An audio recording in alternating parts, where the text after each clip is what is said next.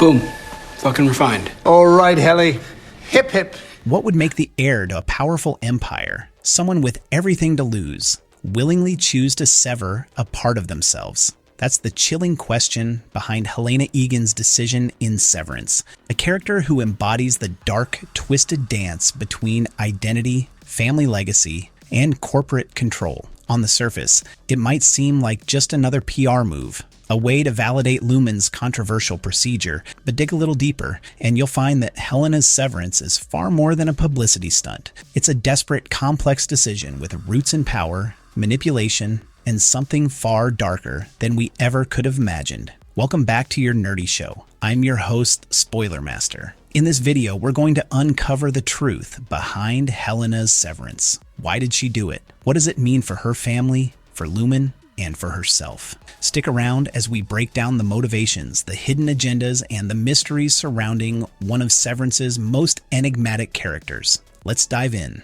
I'm aware that this alteration is comprehensive. Why did Helena choose to sever? First, let's take a look at the most obvious reason Helena chose to undergo the procedure: public relations. At the time of her severance, the procedure was controversial. People were scared of the implications, worried about the impact it might have on their mental health and autonomy. But by undergoing the procedure herself, Helena could provide a kind of endorsement to the world. She became a walking advertisement for Lumon's severance program. If the heir to the Lumon empire was willing to separate her work and personal lives, then maybe, just maybe, it wasn't as bad as it seemed. The idea is similar to the way Jeff Bezos took that space flight, not because he needed to, but because it would send a message of safety and confidence to the public. It's a PR move, no doubt. Helena could have faked the severance, could have pretended to undergo the procedure for appearance's sake, but that wouldn't have carried the same weight. By actually severing herself, Helena proved to the world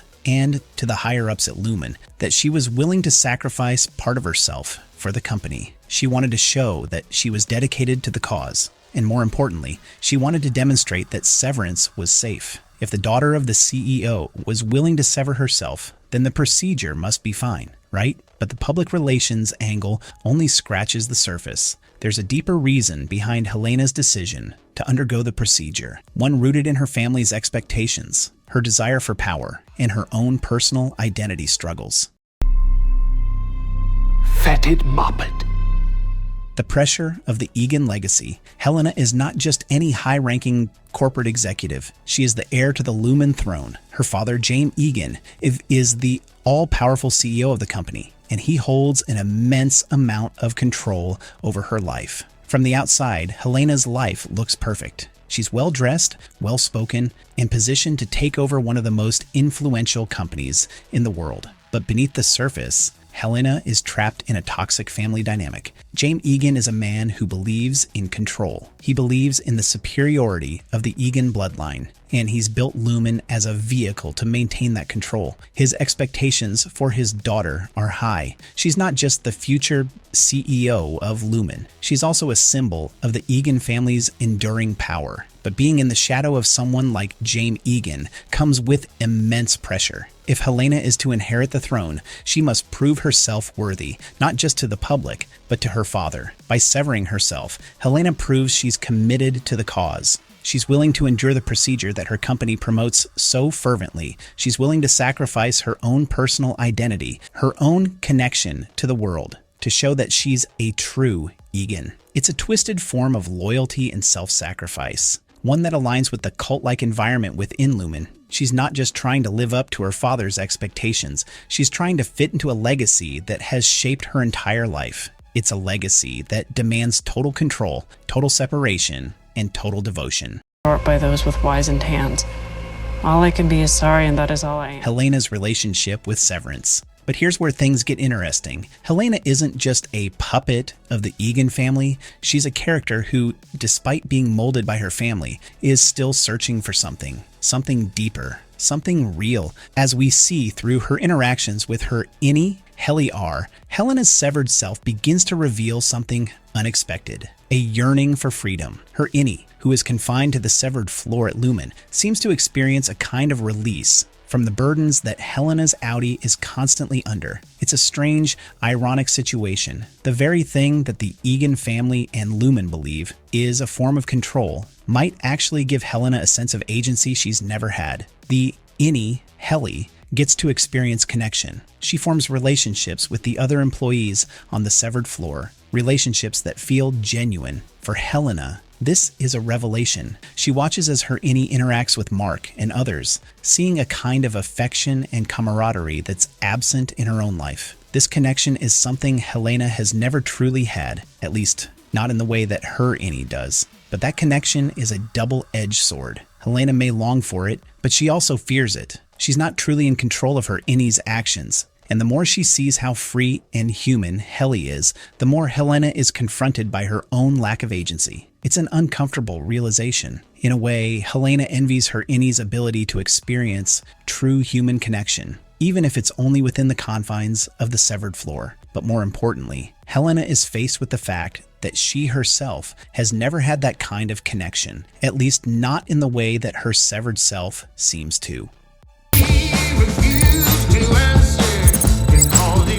The refiner theory, a deeper connection to the procedure. But it's not just about connection. There's a theory about the severance procedure that adds another layer to Helena's motivations. The idea that refiners, like Helena, play a crucial role in prolonging life or even resurrecting the dead. In the first season, we see that the refiners are tasked with refining files, which might seem like a strange, meaningless job at first. But there's a theory that suggests this process might actually be linked to bringing back the dead or extending life in some way. And if that's the case, Helena's severance takes on a new dimension. As a refiner, Helena would be invaluable to Lumon, not just for the work she does, but for the potential it holds for the Egan family's broader goals. If refiners need to be connected to the person they're refining, Helena's familial connection to the Egan lineage could make her uniquely suited for the task. If Lumon is, in fact,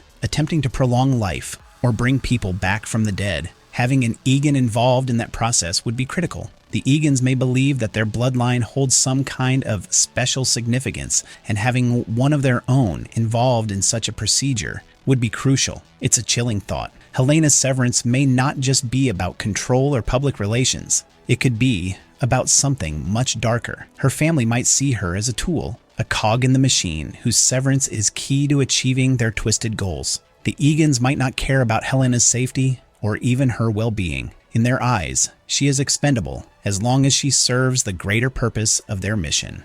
No. Listen, we're not happy.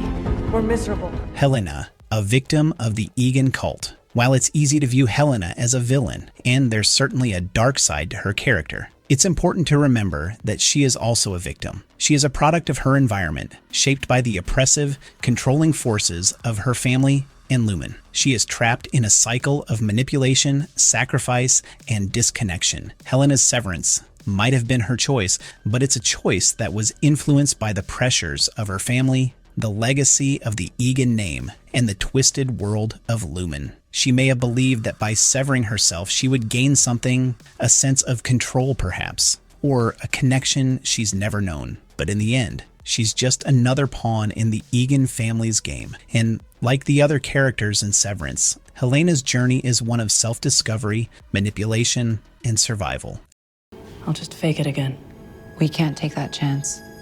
We need to clean this up. Our nerdy thoughts. Helena Egan's decision to undergo the severance procedure is far more complicated than a simple PR stunt. It's about family, control, identity, and the search for something deeper. While she may seem like a cold, calculating character, she's also a product of the twisted world of Lumon, a world that uses people like her as tools in its larger, mysterious goals. In the end, Severance isn't just a show about mind-altering procedures and dystopian workplaces. It's about the ways that identity, power, and connection intersect in a world that's increasingly devoid of humanity. And Helena Egan, like many of the characters in the show, is caught in the crossfire. So, what do you think? Was Helena's decision to sever a desperate bid for control, or was she simply a victim of her family's expectations? Let us know in the comments below. Don't forget to like and subscribe for more in-depth analyses of of Severance and other thought-provoking shows. No, what the heck, I'll laugh anyway.